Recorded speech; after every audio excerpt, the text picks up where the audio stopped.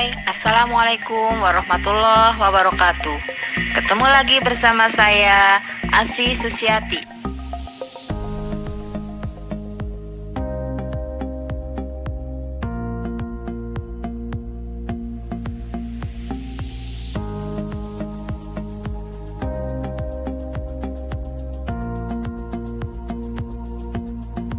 Pada video kali ini kita akan membahas tentang membran sel dan transportasi zat melalui membran sel.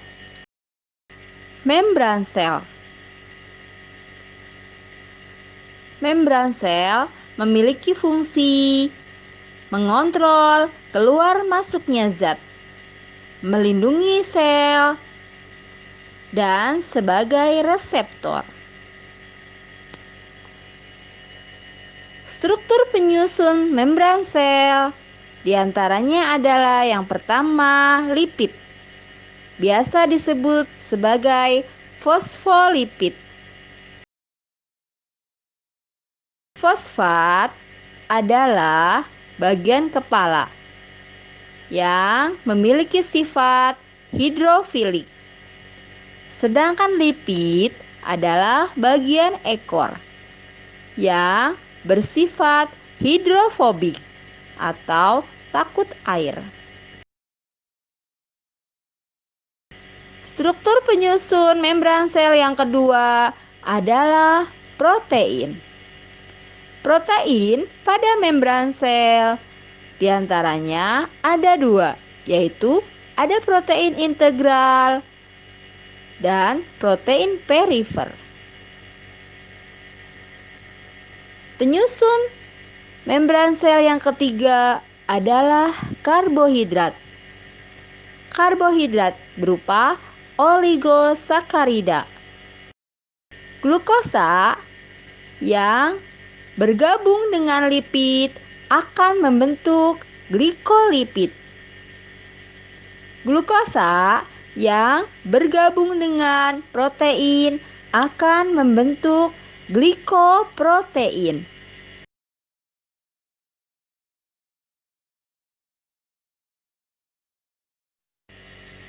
Untuk memahami lebih lanjut mengenai struktur penyusun membran sel, coba kalian perhatikan gambar berikut ini.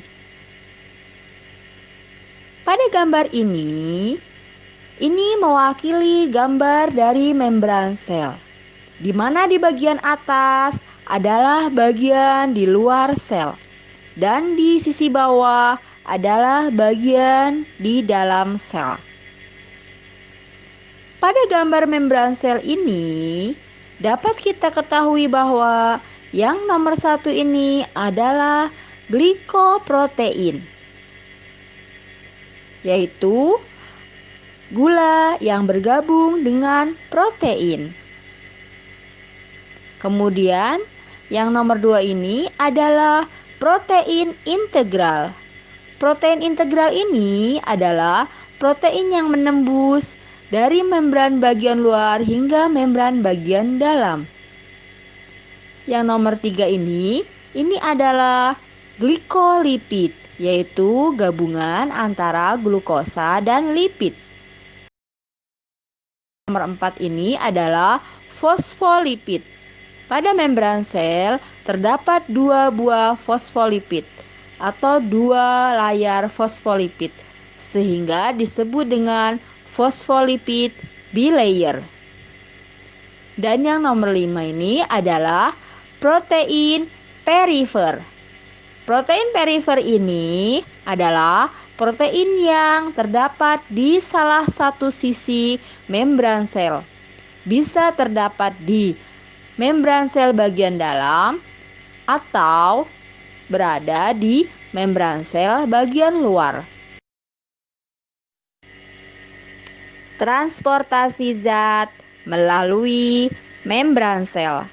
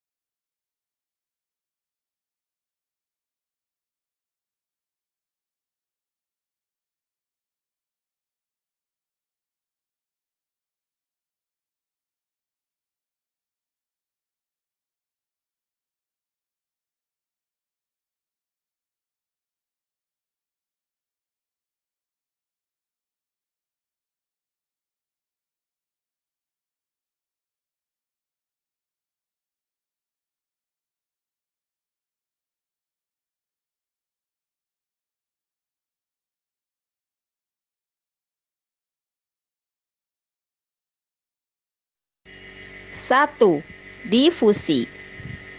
Difusi adalah perpindahan zat dari kondisi larutan hipertonik menuju ke kondisi larutan yang hipotonik.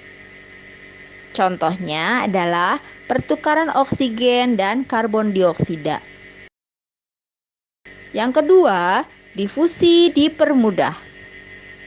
Umumnya, difusi dipermudah melibatkan protein integral atau protein transport.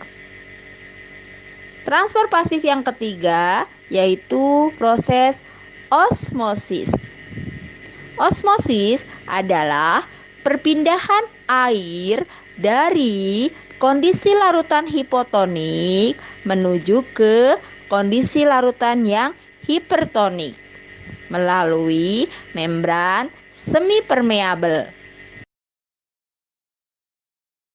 Transportasi zat pelarut atau air dapat terjadi baik pada sel tumbuhan maupun sel hewan. Coba kalian perhatikan gambar berikut ini.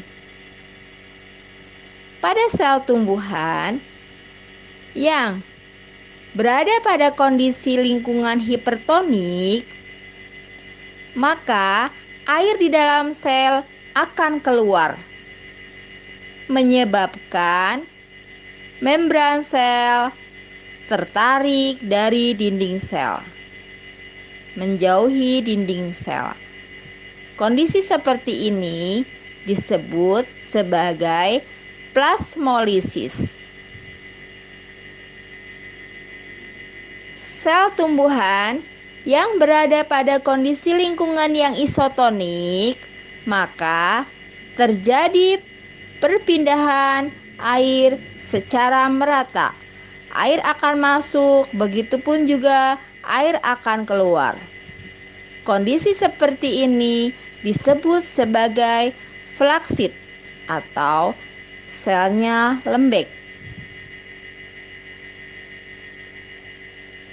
Selanjutnya, sel tumbuhan yang berada pada kondisi lingkungan hipotonik, maka sel tumbuhan tersebut akan mengalami masuknya air ke dalam tubuh sel, sehingga sel akan mengalami turgor atau disebut sebagai turgid.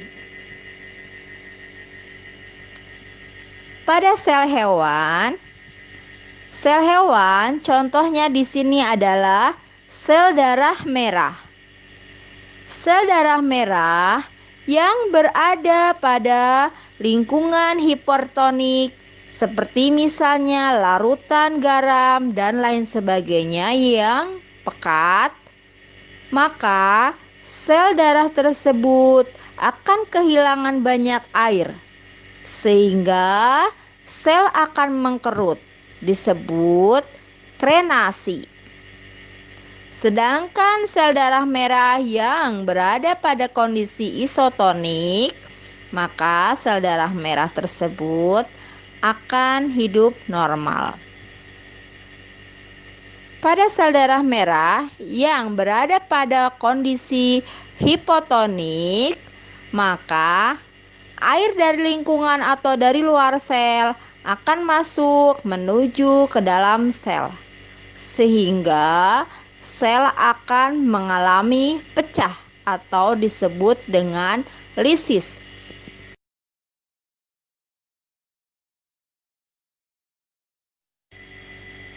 Oke, selesai sudah materi yang kita bahas pada video ini tentang membran sel dan transportasi zat melalui membran sel. Jangan lupa like, share, and subscribe. Terima kasih. Wassalamualaikum warahmatullahi wabarakatuh.